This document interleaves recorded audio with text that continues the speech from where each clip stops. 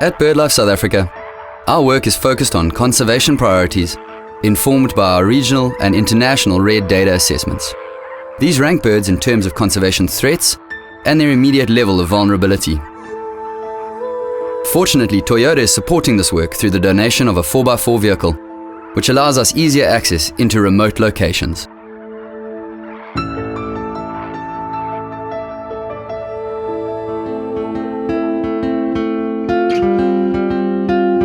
Getting up before dawn is a lot easier when you're really passionate about your work. I work for BirdLife South Africa, an NGO dedicated to the conservation of birds and their habitats.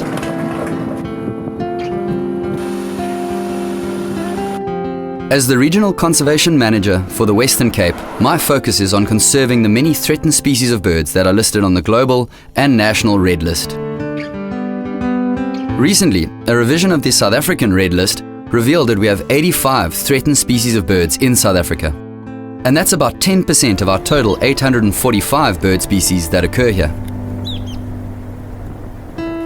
So you can see we've got our work cut out for us. One of the key ways we achieve this conservation for so many different species is by focusing on the critical habitats and sites that support these birds. And these sites are often part of our important bird and biodiversity area or key biodiversity area network.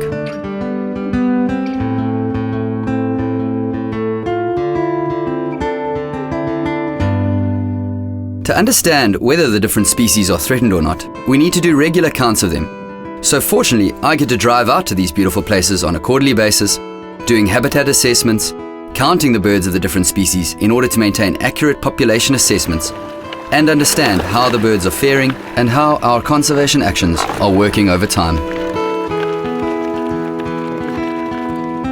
All across the world, many bird species may be falling through the cracks, so the monitoring and information we gather for the Red List really helps us prioritize conservation actions.